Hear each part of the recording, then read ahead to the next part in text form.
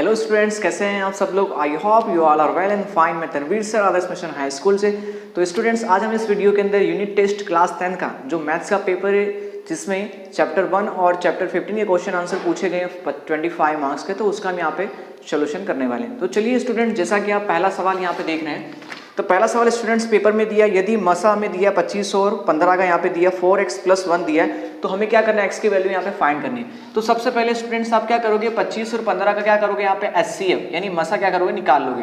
तो ठीक है स्टूडेंट, हमारे पास फॉर्मूला क्या है, जो बड़ी वैल्यू यहाँ पे रख दो यूक्लिड विभाजन के हिसाब से, और छोटी वैल्यू यहाँ रख दो। इस तरह पहाड़ा पढ़ना है कि 25 से आना चाहिए कम, तो 15 कम कितना हो गया, 15। ठीक है, अब 25 में से माइनस के 15, तो कितना बचा हमारे पास, 10 बच गया। उसी तरह वापस, अब यहाँ पे कितना था 15, तो 15 को यहाँ लिख देंगे। कितना बचा था हमारे पास शेषफल, तो शेषफल बचा 10, तो यहाँ पे क्या करेंगे, 10 लिख देंगे। अब 10 का पढ़ा इस तरह पढ़ो कि 15 आना चाहिए, 15 से कम, तो 10 से कम कितना हो गया, 10। 15 में से गया 10, तो कितना बचा हमारे पास स्टूडेंट्स, 5, तो शेषफल यहाँ लिख देना है। वापस 10 को क्या करो, यहाँ पे लिख दो। ठीक है, फिर 5 ही हमारा यहाँ पे आ जाएगा। 5 का पढ़ा इस तरह पढ़ो कि 10 आना चाहिए, उससे कम आना चाहिए। तो कितने टाइम पढ़ेंगे, 2 बार पढ़ेंगे। 5 दूनी कितना हो जाएगा हमारे पास, 10, यानी 0 यहाँ पे आ गया।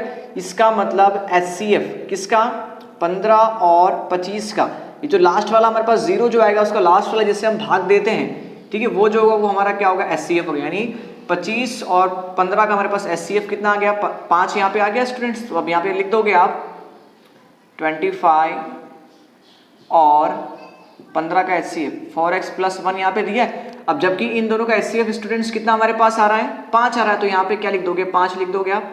इधर आपको लिख देना है HCF 5, और यहाँ पे कितना हो गया, 4x + 1। ठीक है, 1 को इस साइड ले लो, तो 5 माइनस कितना हमारे पास स्टूडेंट्स हो जाएगा, 1 हो जाएगा, क्योंकि 1 इस साइड प्लस में, इधर आके क्या हो जाएगा, माइनस। यहाँ पे कितना है हमारे पास, 4x।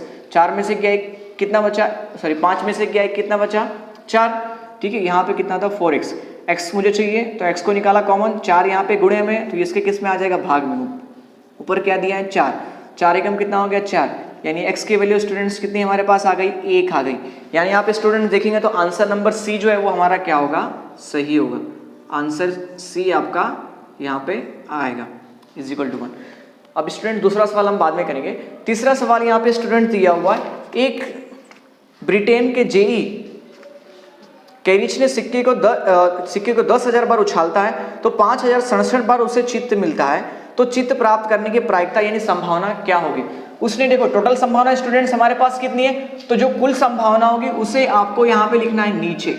यहाँ पे 10,000 दिया, तो आपको लिख देना 10,000 कुल संभावना, और यहाँ पे ठीक है, और उसमें कितनी बार उसने चित्त यहाँ पे है, तो 5,067 टाइम्स। ठीक है, अब देखो ऊपर कितनी संख्या दी है, 4 संख्या, नीचे कितनी 0 दी है, 4, तो यहाँ पे कितना हमारे पास हो जाएगा, 5067 का 67 पूरा हमारे पास हो गया। अब देखो 4 के 4 0 यहाँ पे फिनिश हो गया, बाद में क्या लगाओगे, पॉइंट, फिर क्या लगा दोगे, दशमलव, यानी उसकी संभावना हमारे पास कितनी दी गई, 0.5067। यहाँ पे देखो ये संभावना इसकी स्टूडेंट दी गई है, तो दी गई 0.5067, तो संभावना सेम यहाँ पे राइट आ गई पूरी, यानी इसका आंसर सही जवाब है। सही गलत इसका मतलब क्या होगा, ये सही होगा। उसके बाद स्टूडेंट्स क्वेश्चन 4 यहाँ पे दिया है, एक बच्चे का जन्म होता है, वो लड़का है या लड़की, इस प्रयोग का परिणाम समप्रायिक है कि नहीं। तो स्टूडेंट्स आपको पहले समझना होगा समप्रायिक मीन्स क्या। जैसे मेरे पास 10 रुपए हैं और मेरे फ्रेंड के पास भी 10 रुपए, दोनों के पास सेम रुपए, यानी वो क्या होगा, समप्रायिक कहलाएगा। तो देखो जब लड़का पैदा होगा, ठीक है, तो वो लड़का या लड़की वो हमें पता नहीं है, कुछ भी हो सकता है, तो लेकिन दोनों की संभावना क्या है, बराबर है, तो इसलिए इसकी समप्रमायिक कितनी आएगी, 1 आएगी। लेकिन स्टूडेंट्स सवाल में यहाँ पे क्या दिया हुआ है कि वो लड़का है या लड़की है, इस प्रयोग का परिणाम समप्रमायिक नहीं है, जबकि समप्रमायिक है ना, सही है, लेकिन यहाँ पे क्या दिया, समप्रमायिक नहीं है, इसलिए इसकी संभावना स्टूडेंट्स हमारे पास क्या आएगी, गलत आएगी। ठीक है, यहाँ पे जो दिया है गलत, तो ये क्या होगा, गलत, जबकि ये क्या है, समप्रमायिक है, सही होना चाहिए, लेकिन यहाँ पे क्या दिया नहीं, इसलिए क्या हो जाएगा, रॉन्ग हो जाएगा, तो गलत आ जाएगा। 5वां सवाल स्टूडेंट्स यहाँ पे देखते हैं। 5वां सवाल यहाँ पे दिया है, निश्चित घटना की प्रायिकता, तो किसी भी निश्चित घटना की संभावना यानी प्रायिकता मतलब, ठीक है, वो होती है 1 होती है, और असंभव घटना की संभावना कितनी स्टूडेंट्स होती है, 0 होती है। आप सभी स्टूडेंट्स को ध्यान रखना है, कोई भी निश्चित घटना उसकी संभावना कितनी होगी, 1, और असंभव घटना की संभावना कितनी होगी, 0। ठीक है, संभावना मतलब ही प्रायिकता होता है। चलिए स्टूडेंट्स आगे देखते हैं, यहाँ पे क्वेश्चन नंबर 6 यहाँ पे देखते हैं क्या दिया है। तो दिया गया 3 विद्यार्थियों के समूह में 2 विद्यार्थी का जन्मदिन समान है। तो इसके लिए स्टूडेंट्स आपको एग्जांपल समझना है। यहाँ पे 3 विद्यार्थी के समूह हैं जिसमें से 2 विद्यार्थी का यहाँ पे जो जन्म है, ठीक है, मतलब बर्थ डेट जो है वो उनकी क्या यहाँ पे समान दी गई है। तो उसकी संभावना कितनी दी है? 0.008। तो आपको लिखना होगा यहाँ पे 2 विद्यार्थी का जन्मदिन समान हो, उसकी प्रायिकता 0.008। ठीक है, तो यहाँ पे मान लेना PE इज इक्वल टू, मतलब ये क्या है, इसका मतलब क्या है कि 2 विद्यार्थी का जन्मदिन समान हो, उसकी प्रायिकता इज इक्वल टू कितना यहाँ पे सोचेगा 0.008। अब स्टूडेंट्स आगे चलते हैं। आगे दिए 2 विद्यार्थियों का जन्मदिन समान ना हो, उसकी प्रायिकता हमें ज्ञात करनी है। तो आप लिख दोगे 2 विद्यार्थियों का जन्मदिन समान ना हो, उसकी प्रायिकता PE बार। ठीक है, अब यहाँ पे जब भी जो इसका नेगेटिव लेते हैं, ठीक है, तो वहां पे आपको PE बार लेना है, यानी समान ना हो उसकी प्रायिकता PE बार लो। इसका फॉर्मूला क्या होता है? PE bar is equal to 1 minus PE। अब PE क्या है? इसकी जितनी संभावना है वो। तो स्टूडेंट्स इसे हम यहाँ पे सॉल्व कर लेते हैं। तो देखो स्टूडेंट्स, PE बार दिया तो PE बार राइट कर दोगे same is equal to 1 minus क्या दिया है? PE दिया। अब देखो PE क्या है, तो यहाँ पे 2 विद्यार्थी का जन्मदिन की संभावना है, समान मतलब जन्मदिन समान हो उसकी प्रायिकता, यानी 0.008 दिया तो यहाँ पे लिख दो 0.008 माइनस कर दो। ठीक है, माइनस में स्टूडेंट्स क्या होगा, यहाँ पे सेम इतनी संख्या थी, आपको यहाँ पे 0 लगा देना। कितने? 3 संख्या तो 3 0 लगा देना, माइनस 0.008। अब स्टूडेंट देखो इसके पास हासिल जब कितना हो जाएगा 9, फिर यहाँ पे भी 9 और यहाँ कितना हो जाएगा 10, क्योंकि देखो ये इसको एक हासिल देगा तो इसके पास कितना यहाँ पे हो जाएगा 10, फिर इसने इसको दिया तो कितना बचा, यहाँ पे कितना आ गया 10 और यहाँ कितना बचा 9 बचा। इसलिए अब 10 में से गया 8 तो कितना बचा स्टूडेंट्स हमारे पास 2 बचा। ठीक है, 9 में से गया 0 तो कितना बचा 9 ही बचा। 9 में से गया 0 कितना बचा हमारे पास 9 ही बचा। ठीक है स्टूडेंट्स, तो यहाँ पे इतना आ गया। अब देखो 0 पॉइंट था, यहाँ पे भी 0 पॉइंट, तो यहाँ पे कितना गया 0.992। तो स्टूडेंट्स 2 विद्यार्थियों का जन्मदिन समान ना हो उसकी प्रायिकता कितनी होगी 0.992 उसकी प्रायिकता होगी। तो इस तरह स्टूडेंट्स हमारे जो 6 क्वेश्चन भी था वो भी क्या होगा हमारा फिनिश होता है। स्टूडेंट्स क्वेश्चन नंबर 7 दिया हुआ यहाँ पे, यूक्लिड विभाजन एल्गोरिथम का उपयोग करके हमें क्या करना है 135 और 225 का हमें क्या करना है मसा यानी HCF हमें क्या करना है यहाँ पे फाइंड करना है। फॉर्मूला कौन सा रखना है यहाँ पे, यूक्लिड विभाजन एल्गोरिथम का फॉर्मूला यूज करना है। तो स्टूडेंट्स इसके लिए ध्यान रखना सबसे बड़ी संख्या इसमें से कौन सी है, तो 225 जो है वो ग्रेटर है किससे 135 से। तो आपको यहाँ पे इक्वल का सिंबल लगाना है, जो सबसे ज्यादा बड़ा उसे आपको यहाँ पे लिख देना है और जो छोटा उसे आपको यहाँ लिख देना है। ठीक है स्टूडेंट्स, अब इसे समझने के लिए कुछ इस तरह मैं बना देता हूँ बॉक्स, आपको अच्छे से समझ में आ जाए। ठीक है स्टूडेंट्स, तो 135 का पहाड़ा इस तरह पढ़ो कि 225 या उससे कम आना चाहिए। तो 135 का पहाड़ा अगर हम पढ़ते हैं एक बार तो 135 आएगा, अगर पढ़ते हैं 2 बार तो कितना हमारे पास आ जाएगा 270 आएगा। तो लेकिन देखो एक 225 से ज्यादा हो जाएगा, तो इसलिए हम इसका पहाड़ा कितनी बार पढ़ेंगे, एक बार पढ़ेंगे। तो 135 एकम कितना हमारे पास हो गया 135 हो गया। ठीक है, 5 में से 5 गया 0, 2 में से गया 3 जाएगा क्या, नहीं, तो यहाँ कितना हो जाएगा 12, यहाँ कितना बचा 1, 12 में से गया 3 कितना बचा 9, 1 और 1 कितना हो गया 0, यानी स्टूडेंट्स कितना बचा 90 बचा। तो देखो 135 का अपने पहाड़ा कितनी बार पढ़ा, एक बार, तो यहाँ पे गुणा 1 लगाना है। अब शेषफल कितना बचा 90, तो यहाँ पे प्लस क्या लगा दोगे 90। समझ में आ गया स्टूडेंट्स, कितनी बार पहाड़ पढ़ेंगे उसे हम गुणे में लिखेंगे और जो शेषफल हमारे पास आएगा उसे हम प्लस में लिखेंगे। अब क्या करना है 135 को वापस आप यहाँ पर लिख दो और 90 को क्या करो शेषफल को यहाँ लिख दो। 90 का पहाड़ा इस तरह पढ़ो कि 135 या उससे कम आना चाहिए। तो 90 का चलिए हम पहाड़ा पढ़ लेते हैं 135 में, तो एक ही बार पढ़ना होगा 90 एकम 90, 5 में से 5 माइनस 0 यानी कितना आ गया 5, देखिए 13, 3 में से 9 जाएगा क्या, नहीं, तो यहाँ कितना हो जाएगा 13, यहाँ कितना बचा 0, 13 में से गया 9 तो कितना बचा स्टूडेंट्स हमारे पास 4 बचा, यानी 45 आ गया। तो 90 का पढ़ा हमने कितनी बार पढ़ा, एक बार पढ़ा, तो हमारे पास शेषफल कितना हमारे पास स्टूडेंट्स आ रहा है 45, यहाँ पे हमारे पास आ जा रहा है। तो वापस क्या करोगे 90 को हम यहाँ लिख देंगे, 45 को यहाँ लिख देंगे। अब 45 का पढ़ा इस तरह पढ़ो कि 90 आना चाहिए, तो 45 दूनी कितना होता है 90 होता है। तो स्टूडेंट शेषफल हमारे पास कितना 0 आ गया, तो यहाँ पे लिख लेते हैं।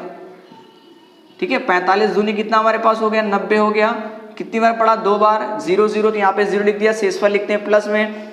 पढ़ा कितने ने पढ़ा 2 बार, तो 2 मैंने यहाँ पे लिख दिया। समझ में आ गया। तो जब भी स्टूडेंट्स यहाँ पे 0 आ जाता है तो जिससे हमने उसका भाग दिया था तो वो जो होगा वो उसका क्या होगा HCF कहलाता है। तो HCF किसका था हमारे पास, तो 135 और क्या था 225 का HCF कितना हमारे पास है 45 यहाँ पे आ गया। तो इस तरह हमारा आंसर की क्या हो गया, सॉल्व हो गया। स्टूडेंट्स 8वां सवाल यहाँ पे दिया है। 8वां सवाल यहाँ पे क्या दिया है, ताश के 5 पत्ते हैं जिसमें ईंट का दहला पहला पत्ता है, गुलाम है, बेगम है, बादशाह, इक्का, ये कुल मिला के 5 पत्ते हैं। तो हमारे पास कुल परिणाम की संख्या कितनी है स्टूडेंट्स, होगी 5 होगी। तो इसमें अब स्टूडेंट सवाल यहाँ पे दिया हुआ है, पहला सवाल यहाँ पे दिया है, इसकी क्या प्रायिकता है कि यह पत्ता एक बेगम है। ठीक है, हमारे पास स्टूडेंट्स कुल पत्ते कितने हैं, 5 पत्ते हैं, उसमें इक्का कितना है, 1 है। ठीक है, वहां पे बेगम सॉरी दिया हुआ है, तो बेगम कितना है, 1 है, तो बेगम की संभावना कितनी 1 होगी। ठीक है, तो यहाँ पे हम लिखेंगे माना कि घटना ई में निकाला गया पत्ता क्या है, बेगम है, तो उसके कुल परिणामों की संख्या। अब कुल परिणाम कितने हमारे पास है, 5 है, तो हमने लिख दिया 5। अनुकूल परिणाम की संख्या मीन्स क्या, बेगम है, अगर 5 पत्ते में से एक पत्ता ही बेगम है तो एक ही पत्ता निकलेगा। तो यहाँ पे क्या हो गया, अनुकूल परिणाम की संख्या कितनी हमारे पास आ गई, 1 आ गई। तो वही हम लिख देंगे पीई। ठीक है, मीन्स क्या, घटना ई की निकाला गया पत्ता बेगम, उसकी प्रायिकता इज इक्वल टू अनुकूल परिणाम की संख्या। यानी देखो इसमें 5 पत्तों में से जो हमारे पास बेगम है कितना है, 1 है, तो उसकी संभावना यहाँ पे कितनी आ जाएगी, 1 आ जाएगी। मतलब क्या, अनुकूल परिणाम की संख्या मीन्स क्या, बेगम की संख्या कितनी है, 1 है, और कुल परिणाम की संख्या यानी कुल पत्ते कितने हैं, 5 हैं, तो इसकी संभावना कितनी आ गई, 1/5।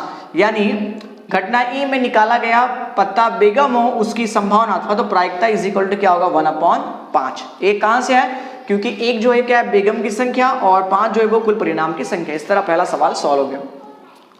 दूसरा सवाल स्टूडेंट्स यहाँ पे दे रहा है, यदि बेगम निकल आती है और उसमें अलग रखने के बाद एक अन्य पत्ता निकाला जाता है तो उसकी प्रायिकता क्या है, और दूसरा निकाला गया पत्ता एक इक्का है।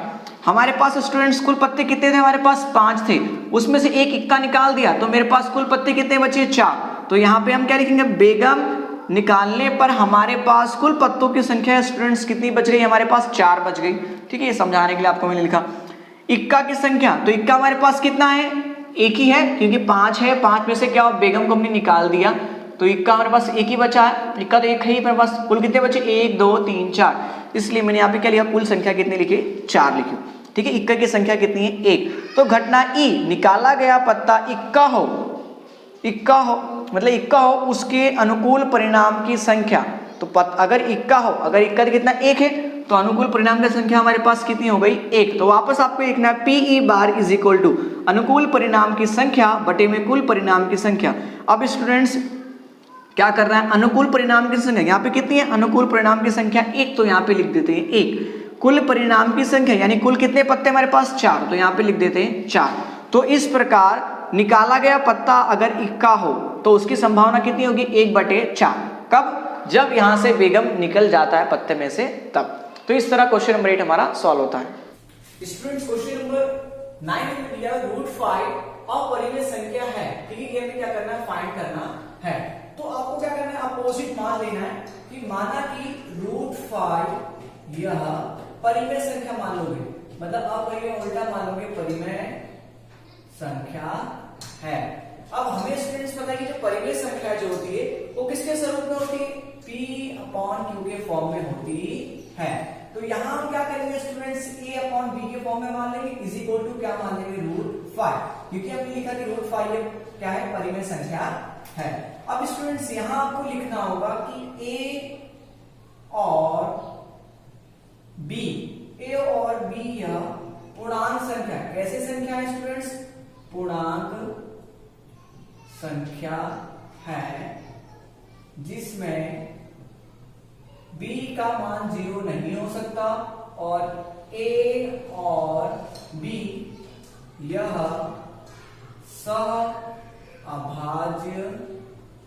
सअभाज्य हैं। तो स्टूडेंट्स यहाँ पे a और b जो है वो एक दूसरे से क्या है, सअभाज्य, ऐसा आपको यहाँ पे लिखना होगा। अब स्टूडेंट्स हम कर लेते हैं सॉल्व। तो ठीक है स्टूडेंट, सॉल्व करिए तो यहाँ पे क्या होगा, इसका मल्टीप्लाई इधर और इसका मल्टीप्लाई इधर। ठीक है, cross multiply, a is equal to क्या हो जाएगा, √5b हो जाएगा, इसलिए हम नाम देंगे समीकरण नंबर a।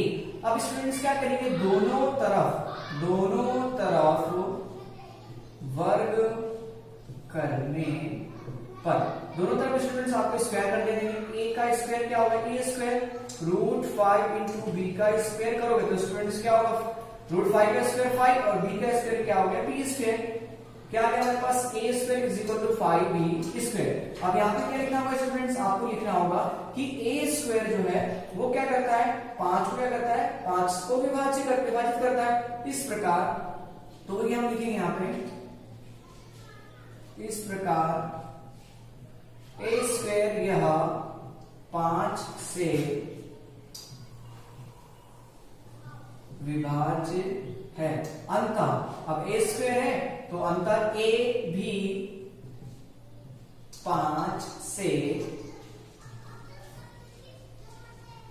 विभाज्य है।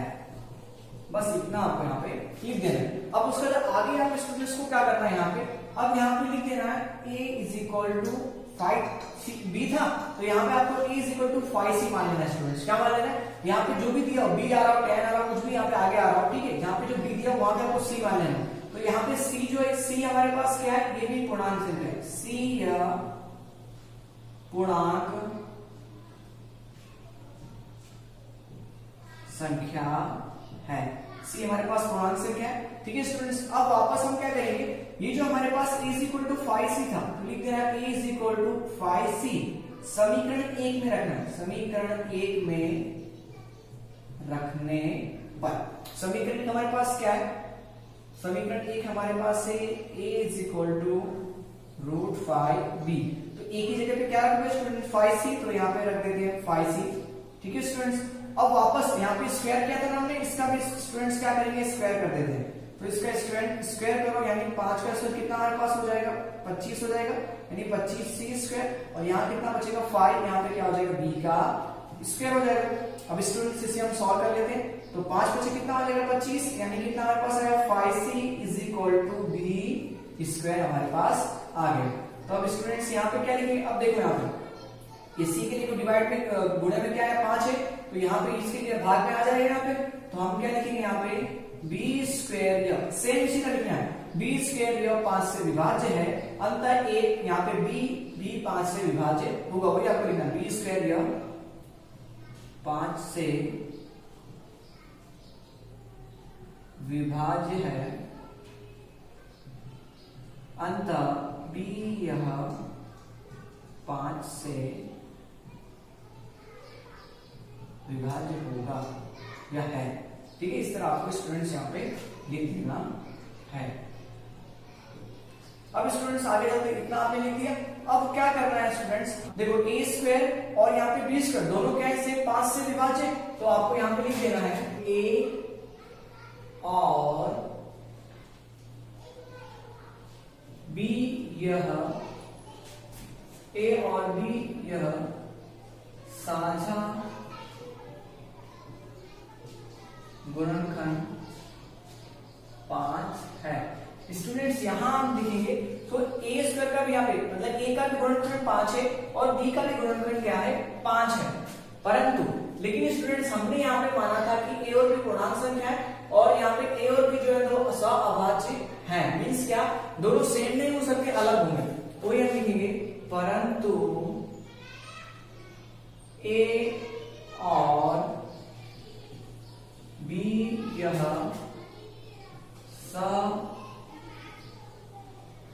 अभाज्य है। ठीक है, लिखना होगा आपको इस प्रकार रूट 5 यह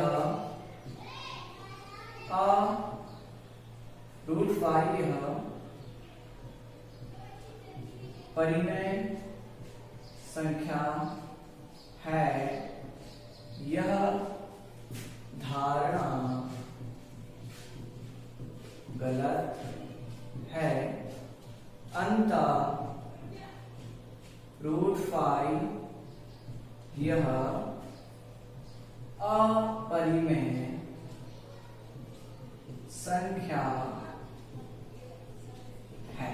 तो स्टूडेंट समझ में आ गया, क्योंकि हमने यहां पे लिखा है कि a और b, ठीक है, a और b ये हमारे पास कैसे सहभाज्य, मींस क्या दोनों एक जैसे हो सकते नहीं, जबकि देखो दोनों का यहाँ पे गुणनखंड 5 5 सेम आ रहा है, इसलिए मैंने लिखा ए और बी, यह ठीक है इनका साझा गुणनखंड क्या है, सिर्फ 5 आ रहा है। तो इस प्रकार हमारी ए और बी ये क्या है, अभाज्य है। इस प्रकार हमारी जो धारणा थी कि √5 ये परिमेय संख्या है, तो ये क्या है, गलत है। अंतर √5 क्या है, ये अपरिमेय संख्या होगी। आपको एक चीज का सिर्फ ध्यान रखना है, आपको क्या करना है, मान लेना है पहले ये परिमेय संख्या है, ठीक है, फिर परिमेय संख्या कैसे होती है, a/b में होती है और √5 आपको लिख देना सेम सवाल जो है। अब हमें पता है कि परिमेय संख्या में a b जो कैसे होती है, पूर्णांक संख्या होती है और b का मान 0 नहीं हो सकता, और a और b दूसरे के आपके सहभाज्य होंगे, इतना आपको लिख देना है। फिर क्या करना है, इससे सॉल्व करना है, सेम जितना हमारे पास इक्वेशन मिलेगा ऐसे समीकरण का नाम दे देना है। दोनों तरफ आपको स्क्वायर करना, हमने स्क्वायर करके a² = √5, b का यहाँ पे हमारे पास क्या हो गया, स्क्वायर हो गया। यहाँ पे कितना √5 क्या है, कितना बचा 5, b का स्क्वायर b, यहाँ पे स्क्वायर a आ गया। तो लिखा है a² या 5 से विभाज्य है, मतलब a² या 5 से क्या है, विभाज्य है। इस प्रकार ab क्या होगा, 5 से विभाज्य होगा। अब क्या करना है, यहाँ पे जो b था उसे आपको c मान लेना है। तो a आगे 5 था तो 5c, b को क्या मान लिया, c मान लिया। तो a 5c मान लीजिए, जहाँ पे c क्या एक पूर्णांक संख्या है।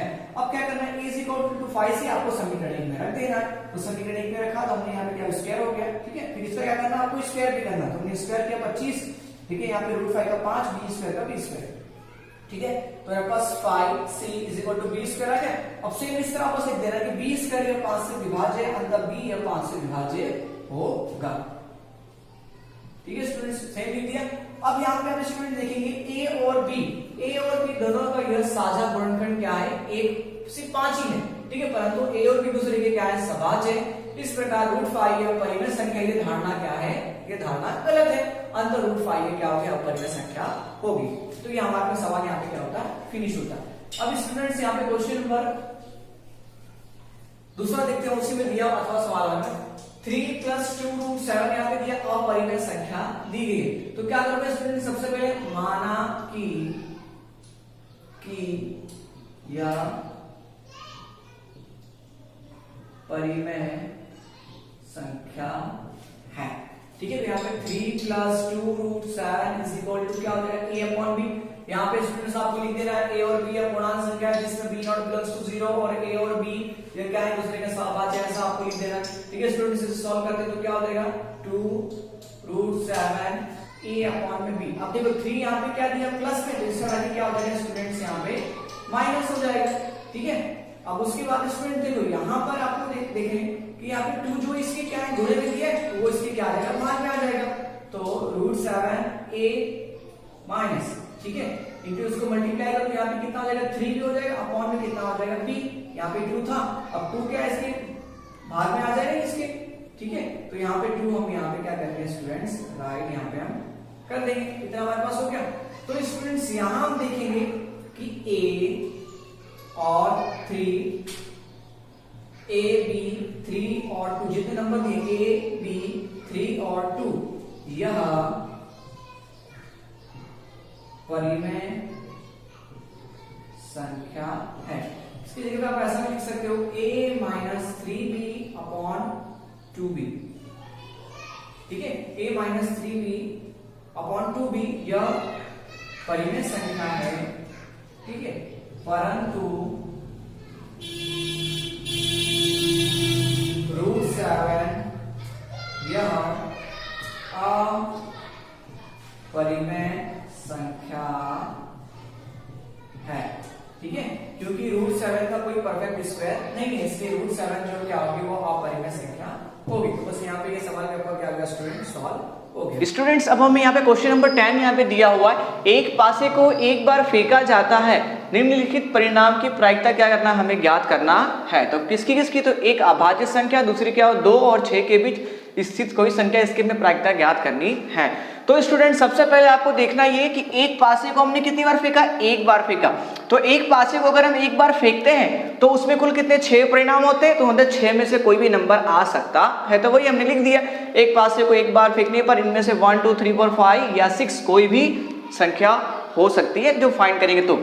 तो स्टूडेंट्स पहला क्या दिया, एक अभाज्य संख्या दिया, तो कुल परिणाम की संख्या स्टूडेंट्स कितनी हो गई, 6 हमारे पास यहाँ पे हो गई अभाज्य संख्या। अब स्टूडेंट्स हमें क्या दिखना है, अभाज्य संख्या लिखना है, यानी 1 2 3 4 5 और 6। अब स्टूडेंट्स अभाज्य संख्या मतलब क्या, जो खुद से विभाजित होती हो और 1 से विभाजित होती हो, तो ऐसी संख्या को हम क्या बोलते हैं, अभाज्य संख्या बोलते हैं। ठीक है। जैसे स्टूडेंट्स यहाँ पे हम लेते हैं 2, तो 2 आप देखेंगे स्टूडेंट्स 1 से भी भाग जाएगा और 2 से भी जाएगा, ठीक है, खुद से भी कटेगी। 3 देखेंगे 3 भी 1 से जाएगा और किससे जाएगा, खुद 3 से जाएगा। 4 देखो, अब 4 जो है 1 से जाएगा, 2 से भी जाएगा, ठीक है, और किससे जाएगा, 4 से भी जाएगा। तो हमें ऐसी संख्या लेनी है जो खुद से और 1 से होती हुई विभाजित। तो ऐसी संख्या कौन कौन सी हमारे पास, 2 है, 3 है, और स्टूडेंट्स कौन सी होगी, 5, क्योंकि 5 जो है सिर्फ खुद से होता है विभाजित या तो 1 से होगा। आगे चलते हैं 6, तो 6 देखेंगे स्टूडेंट 1 से भी विभाजित होगा, 2 से भी होगा, 3 से भी होगा, 6 से भी होगा।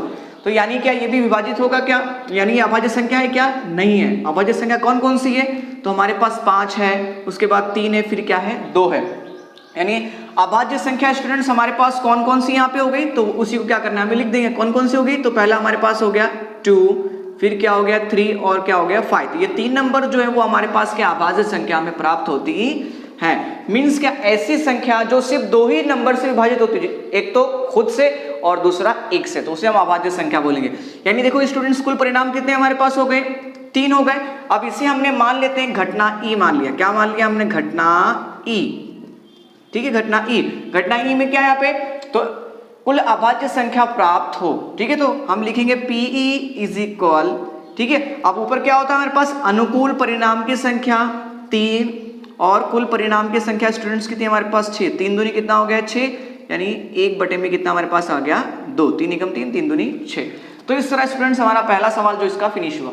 दूसरा देखते हैं क्या दिया, 2 और 6 के बीच स्थित कोई संख्या। मैंने लूडो उछाला, ठीक है, मतलब एक पासे को मैंने फेंका, उसमें से सिर्फ 2 और 6 के बीच में संख्या कोई आए, तो 2 और 6 के बीच स्थित संख्या। तो स्टूडेंट्स 2 और 6 के बीच कौन कौन सी संख्या यहां पे आती है, तो संख्या पता है हमें 3, 4 और 5, मतलब इन तीनों में से कोई एक नंबर आ सकता है। तो स्टूडेंट्स आगे यहां पे इसका क्या बना, अनुकूल परिणाम की संख्या।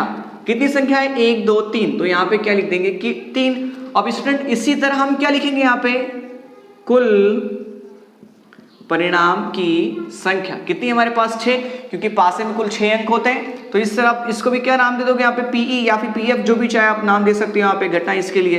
तो अनुकूल परिणाम की संख्या 3 और कुल परिणाम की संख्या हमारे पास कितनी है 6। इस तरह 3 दूनी कितना हो गया 6, यानी 3 एकम 3, 3 दूनी 6। इसका भी आंसर कितना आ गया 1/2। इस तरह हमारे सवाल क्या हुआ, फिनिश हो गया।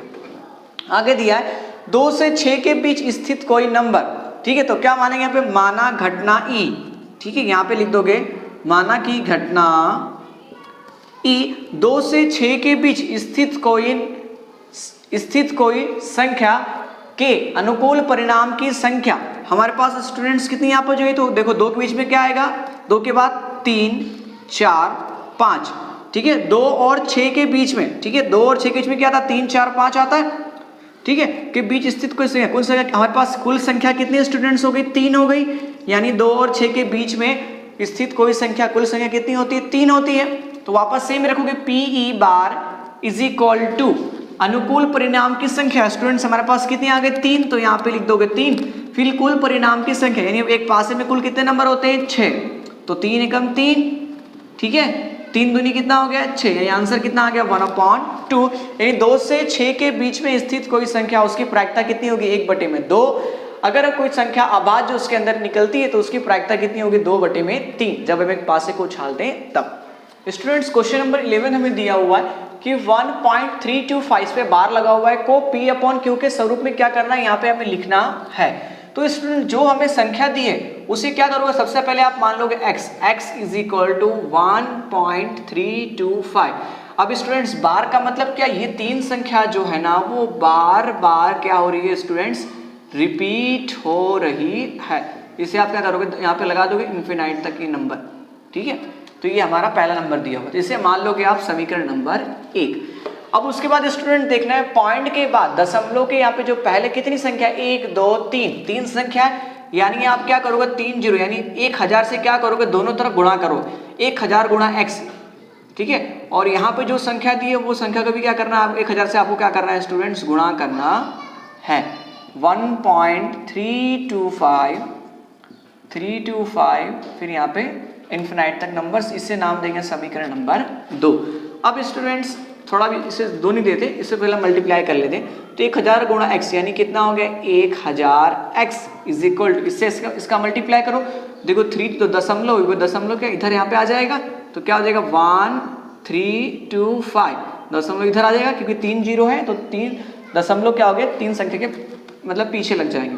फिर 3 to 5, फिर इन्फिनाइट तक यहाँ पे क्या हो जाएंगे यहाँ पे डेसिमल, इसे नाम देंगे इक्वेशन नंबर 2।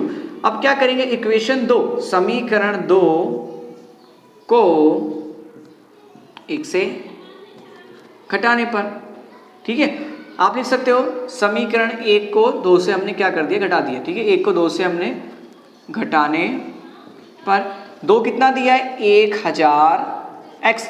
ध्यान रखना है इस साइड लेफ्ट, यानी जो हमारे पास लेफ्ट हैंड साइड है उसको लेफ्ट हैंड साइड से, जो राइट हैंड साइड है उसको राइट हैंड साइड से माइनस करना है। 1000x minus x is equal to right hand side कितना दिया है 1325.325, इन्फिनाइट तक नंबर यहाँ पे हमारे पास दिए हुए हैं, माइनस कितना दिया हमारे पास 1.325, ये भी हमारे पास क्या है इन्फिनाइट तक नंबर दिए हुए हैं।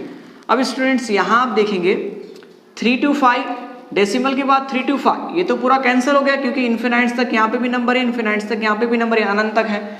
तो 3 to 5 ये तो पूरा मेरा कैंसिल हो गया। इधर कितना बचा पॉइंट के बाद 1, और यहाँ पे कितना दिया है 1325 माइनस कितना हो जाएगा 1, यानी कितना बचा हमारे पास 1324। अब इसका सॉल्व करते हैं, 1000x माइनस x यानी कितना हमारे पास हो गया 999, 999x बचा, x को निकाला मैंने कॉमन, तो 999 जो है किसके भाग में आ जाएगा। तो यही जो संख्या मेरे पास मिली, तो ये संख्या क्या है P/Q, यानी ये हमारा P है और ये हमारा क्या है Q के फॉर्म में हमें प्राप्त होता है। तो यहाँ पे ये सवाल क्या होता है हमारा स्टूडेंट सॉल्व हो जाता है। अब स्टूडेंट्स क्वेश्चन नंबर यहाँ पे हम 12 देखते हैं। क्वेश्चन नंबर 12 में स्टूडेंट्स यहाँ पे दिया हुआ एक पेटी है, एक पेटी के अंदर कुल स्टूडेंट्स यहाँ पे 90 तख्ती है, जिस 90 तख्ती में हर एक तख्ती पे नंबर 1, नंबर 2, 3, 4, 5 इस तरह कुल हर एक तख्ती पे क्या नंबर दिया हुआ है, ठीक है। तो उसमें से यादृच्छिक रूप से कोई एक तख्ती निकाली जाती है, तो वहां पे दिया अगर वो तख्ती 2 अंकों की एक संख्या वाली हो तो उसकी प्रायिकता क्या होगी, यानी संभावना क्या होगी। अगर वो जो नंबर हमने तख्ती निकाली वो एक पूर्ण वर्ग संख्या होगी तो उसकी प्रायिकता क्या होगी। तीसरा सवाल दिया 5 से विभाज्य हो, ठीक है 5 से विभाज्य संख्या की प्रायिकता क्या करनी हमें ज्ञात करनी है। तो स्टूडेंट्स पहला सवाल दिया 2 अंकों की एक संख्या, तो स्टूडेंट्स हमें दिमाग में ख्याल आना चाहिए 2 अंक मीन्स क्या, जिसके 2 अंक जैसे 10, 11, ठीक है हमें क्या करना है 10 से शुरू करना है और कहाँ तक ले जाना है 90 तक हमें ले जाना है, ठीक है मतलब 10 से लेकर 90 तक के बीच में।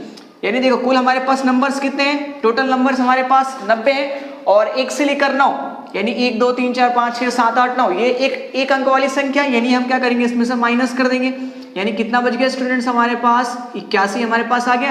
यानी 2 अंकों की कुल संख्या, 2 अंक की एक संख्या है उसकी संभावना हमारे पास कुल कितनी हो गई 81 यहाँ पे हो गई, ठीक है। यानी 2 अंक वाली संख्या, ठीक है 2 अंक वाली संख्या कुल कितनी हमारे पास आई 81 आ गई।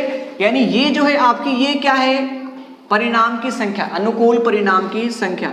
तो स्टूडेंट्स यहाँ पे हम लिखेंगे अनुकूल परिणाम की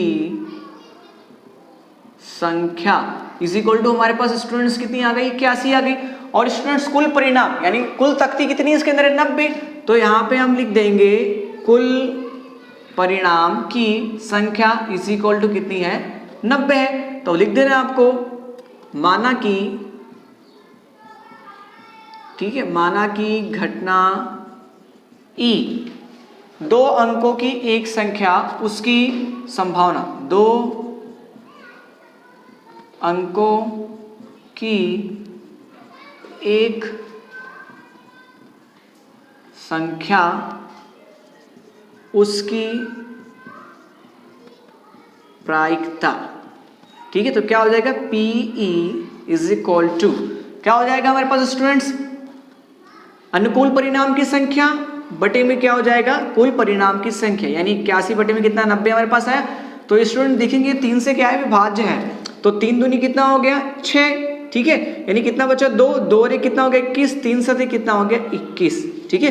उसके बाद 3 तिया कितना हो गया 9, 0 का कितना आ गया 0। वापस देखो स्टूडेंट से 3 से क्या है भाग दिया जा सकता है, मतलब विभाजित है।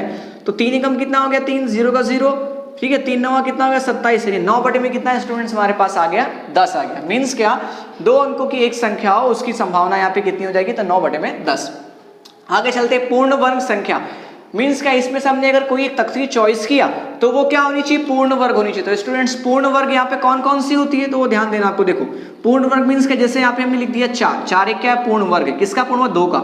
उसी तरह फिर यहाँ पे क्या हो जाएगा हमारे पास स्टूडेंट्स, यहाँ पे फिर हो जाएगा हमारे पास 9, उसके बाद फिर 25, 36, 49, 64, ठीक है। उसके बाद फिर हमारे पास 81। तो इस तरह पूर्ण वर्ग कितने, और देखो यहाँ पे 1, 2, ठीक है। इस तरह ये सारे हमारे पास क्या हो गए पूर्ण वर्ग यहाँ पे स्टूडेंट्स हमारे पास हो जाएंगे। और एक भी क्या है पूर्ण वर्ग, कितने हो गए हमारे पास 1, 2, 3, 4, 5, 6, 7, 8, ठीक है। 9 9 81 हो गया। अब इस तरह पूर्ण वर्ग यानी संख्या हमारे पास कुल कितनी हमारे पास हो गई 9, यानी 1 से लेकर हमारे पास कुल कितनी स्टूडेंट्स हो गई 9 हमारे पास। और एक स्टूडेंट्स यहाँ पे एक 16 जो नंबर था वो छूट गया, ठीक है, 4 चौक 16। इस तरह कुल संख्या कितनी हमारे पास हो गई 1, 2, 3, 4, 5, 6, 7, 8, 9, यानी कुल वर्ग वाली संख्या हमारे पास कुल कितनी स्टूडेंट्स है 9 है। तो वापस आप क्या लिखोगे, अनुकूल परिणाम की संख्या इज इक्वल टू हमारे पास कितनी है 9 है, अपॉन में क्या लिखोगे कुल परिणाम की संख्या यानी PE, ठीक है। घटना PE के लिए अनुकूल परिणाम की संख्या 9, कुल परिणाम की संख्या कितनी है 90। 9 एकम क्या होता है 9, यानी 1 बटे में कितना स्टूडेंट्स आ गया 10। तो यहाँ पे स्टूडेंट्स ये सवाल क्या हो गया हमारा फिनिश हुआ। आगे देखते हैं अब तीसरा सवाल, 5 से विभाज्य संख्या। अब 5 से विभाज्य क्या करना होगा हमें, 90 को 5 से क्या करेंगे भाग देंगे हम स्टूडेंट्स। 5 एकम कितना हमारे पास हो गया 5, कितना बचा 4, यहाँ पे कितना होगा 0, 5 बटे कितना होता है 40, यानी स्टूडेंट्स 40, 0 0 हमारे पास आ गया। यानी कुल 5 से विभाज्य हो तो कितना यहाँ पे कुल संख्या कितनी है, वो तो 18 संख्या है। तो यानी क्या लिखोगे 5 से विभाज्य हो ऐसे अनुकूल परिणाम की संख्या इज इक्वल टू स्टूडेंट्स हमारे पास कितनी यहाँ पे होगी 18 होगी, क्योंकि 90 के 1 से लेकर 90 के बीच में जो 5 से विभाज्य है उसकी कुल संख्या कितनी है यहाँ पे 18 है। और कुल परिणाम की संख्या स्टूडेंट्स हमारे पास कितनी है 90 स्टूडेंट्स है। अब इसको क्या करते हैं स्टूडेंट्स भाग देते हैं 2 से, ठीक है। तो यहाँ पे 2 9 कितना होगा 18, तो यहाँ पे कितना हमारे पास आ गया 9 आ गया, ठीक है। अब स्टूडेंट देखो यहाँ पे हम 9 से भाग देंगे, 9 दूनी कितना स्टूडेंट्स हो जाएगा 18 हो जाएगा, क्योंकि 2 के पहाड़े में 9 नहीं आता, ठीक है। तो अब उसका क्या करोगे यहाँ पे डायरेक्ट 9 एकम कितना हो गया 9, और यहाँ पे कितना हो गया 0, यानी छोटा हमारे पास हो गया, एक ही स्टेप में आंसर पूरा हो गया। 2 से करोगे तो आंसर थोड़ा आपको क्या हो जाएगा बड़ा हो जाएगा, यानी इसकी संभावना कितनी है 2 बटे में 10 यहाँ पे। अब 2 पंची कितना हो जाएगा 10, यानी स्टूडेंट्स कितना हमारे पास आ गया 1 बटे में 5।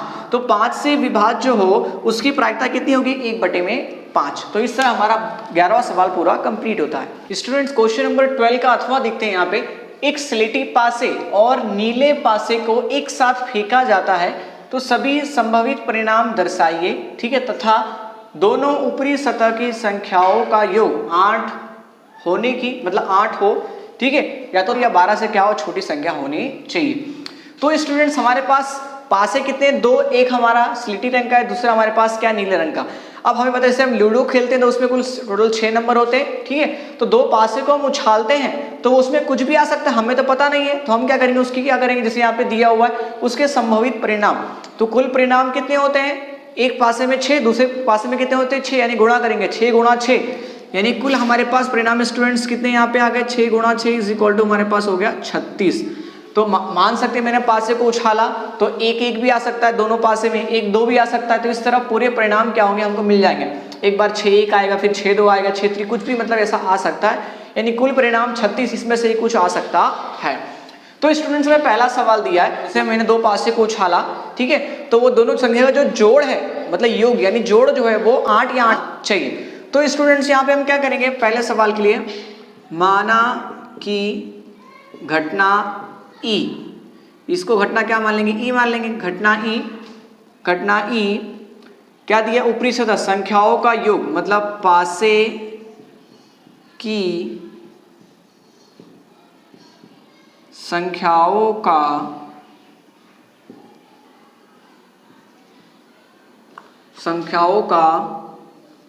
योग, ठीक है। माना कि घटना ई जो हमारे पास पासे हैं, ठीक है, यहाँ पे दोनों पासे लिखना होगा, दोनों पासे की संख्याओं का योग 8 8 हो, ठीक है, क्या दिया 8 हो, 8 हो उसके अनुकूल परिणामों की संख्या। सवाल समझ रहे हैं स्टूडेंट्स? 8 होने की मीन्स क्या, दोनों का योग सिर्फ क्या होना चाहिए 8। तो इसमें ये क्या पूरी संभावना हमने यहाँ पे लिख दी है, यानी पासे को उछालेंगे तो इतनी सारी संभावना हमारे पास क्या हुई, दी हुई है। तो यानी कुल योग कितना होना चाहिए 8 होना चाहिए। कितना स्टूडेंट्स होना चाहिए 8। तो जोड़ते हैं यहाँ पे, देखो 1 और 4 कितना हो जाएगा 5, हमें कितना चाहिए 8 चाहिए, यानी 4 और 2 कितना हमारे पास हो गया 6, यानी पहला मुझे क्या मिला 2 और 4। तो स्टूडेंट्स यहाँ पे लिख देते हैं 2 और 4, ठीक है। सॉरी 2 और 4 स्टूडेंट्स नहीं है क्योंकि हमें 8 चाहिए ना, तो स्टूडेंट्स क्या होगा 2 और 6, तो यहाँ पे लिख देते हैं 2 और 6। दूसरा चलते हैं स्टूडेंट्स, 8 होना चाहिए, 5 3 8, ठीक है, 3 और 5। उसके बाद स्टूडेंट्स चलते हैं आगे, 3 और 5, फिर उसके बाद नेक्स्ट हमारे पास होगा 4 और 4, 4 और 4, ठीक है। इस तरह सारे परिणाम आपको लिख देना है, 4 और 4 हो जाएगा, फिर नेक्स्ट हमारे पास हो जाएगा 5 और 3, फिर 6 और 2, तो 5 3 और फिर नेक्स्ट क्या हमारे पास 6 2, ठीक है। यानी स्टूडेंट्स कुल परिणाम कितने मिले जिसका योग 8 होता है, तो 1 2 3 4 5, यानी कुल परिणामों की संख्या स्टूडेंट्स हमारे पास कितनी आ गई 5 आ गई। तो ये हमने मालूम कर लिया यहाँ से। अब कुल परिणाम की संख्या, कुल संभावित परिणाम की हमारे पास संख्या कितनी स्टूडेंट्स है हमारे पास 36 है हमारे पास, ये हमने यहाँ पे लिखा है, ठीक है। तो 36 लिख देना आपको। अब PE मतलब क्या, घटना ई, घटना ई क्या, जिसकी यहाँ पे जो संख्याओं का योग है वो कितना हो, दोनों के पासों का 8 हो, तो उसके अनुकूल कुल परिणाम, यहाँ पे उसके परिणाम की संख्या कितनी दी है 5 दी है, तो 5 बटे में कितना हमारे पास आ जाएगा स्टूडेंट 36 आ जाएगा, क्योंकि 5 36 से डिवाइड होता नहीं है। तो ये हमारा पहले का आंसर हो गया। अब स्टूडेंट दूसरा आंसर देखते हैं, यहाँ पे क्या दिया है, 12 से छोटी या 12 से 12 होने की प्रायिकता, मतलब ये संख्या का जो जोड़ है वो जो सबसे ज्यादा मतलब 12 के बराबर होना चाहिए या 12 से कम होना चाहिए। तो स्टूडेंट्स यहाँ पे हम देखेंगे सारे जो नंबर से वो 12 से क्या है, कम है। देखो सबसे आखिरी नंबर क्या 6 6 12, ये देखो 12 आ रहा है, तो यहाँ पे आप पूछा है 12 होना चाहिए या 12 से कम होना चाहिए, तो सारे नंबर आ जाएंगे उसके अंदर। तो यानी क्या हो जाएगा हमारे पास, माना कि घटना ई लिया, तो यहाँ पे आप घटना बदल सकते हो, यहाँ पे दूसरा नाम दे दो घटना F। दोनों पासे की संख्याओं का योग 12 से छोटी या 12 बराबर होने की प्रायिकता हो, उसके अनुकूल परिणामों की संख्या इज इक्वल टू हमारे पास स्टूडेंट्स कितना हो जाएगा 36 हो जाएगा। तो घटना F इज इक्वल टू अनुकूल परिणाम की संख्या कितनी है 36, और कुल संभावित परिणाम की संख्या हमारे पास कितनी है 36, 36 से कम कितना हो गया 36, यानी स्टूडेंट्स कितना हमारे पास आ गया 1 आ गया, यानी 12 से छोटी और 12 के बराबर और उसकी प्रायिकता कितनी होगी 1, यानी संभावना कितनी होगी 1। यहाँ पे हमारा स्टूडेंट सवाल क्या होता है, फिनिश होता है। 13 यहाँ पे हमें दिया हुआ है, 7 multiply by 11 multiply by 13 plus 13, और ठीक है यहाँ पे सेम वैल्यू दी है प्लस 5, भाज्य संख्या क्यों है ये हमें क्या करना है, फाइंड करना है। अब स्टूडेंट देखेंगे इन दोनों में से कॉमन क्या निकल रहा है, 13 निकल रहा है, तो 13 को मैंने क्या किया स्टूडेंट्स कॉमन निकाला, तो यहाँ कितना बचा 7 इंटू क्या था 11 इंटू 13 निकल गया कॉमन स्टूडेंट्स, तो कितना बच गया यहाँ पे 1, प्लस यहाँ से भी निकला एक 13 कॉमन, तो कितना बच गया स्टूडेंट्स 1 बच गया, ठीक है। सेम यहाँ पे इतनी हमारे पास वैल्यू आ गई। अब देखेंगे 13 जो ऐसा गुणनखंड निकल गया, तो यहाँ पे लिख देंगे 13, 7 इंटू 11 यानी कितना होगा 77 होगा, प्लस कितना दिया है 1, तो यहाँ पे लगा देंगे 1। अब स्टूडेंट देखेंगे 77 और 1 कितना हमारे पास हो गया 78, यानी 78 यहाँ पे हमारे पास हो गया। अब स्टूडेंट्स यहाँ पे देखेंगे 13 और 78 ये क्या है, एक भाज्य संख्या है, क्योंकि 13 क्या है, एक उसका गुणनखंड है, तो आपको लिखना होगा 13 इंटू 78 यह भाज्य संख्या है, क्योंकि उसका 13 गुणनखंड है, ठीक है। अभी इसके देखो यहाँ पे 13 हमने कॉमन निकाल लिया, यहाँ पे 13 से क्या गुणनखंड हो गया, इसलिए क्या हो गया हमारा कि जो 13 इंटू 78 जो है वो क्या हमारे पास भाज्य संख्या होती है। इस तरह आप लिख सकते हैं 7 multiply by 11 multiply by 13 plus 13 यह भाज्य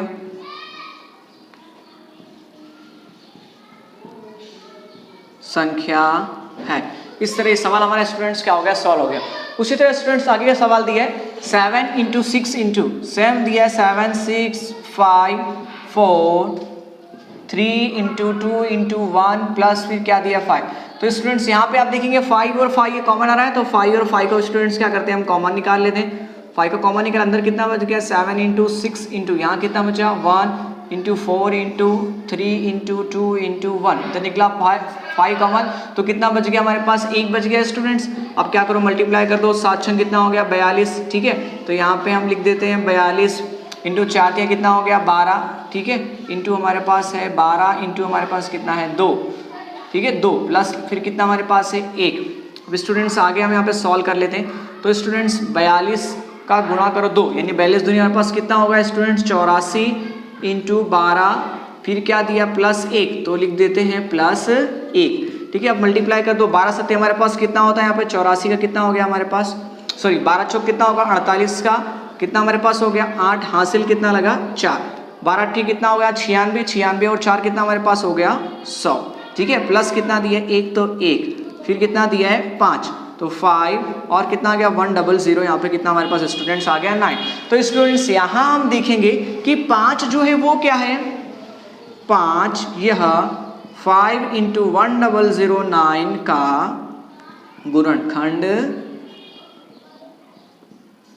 गुणनखंड है, इसलिए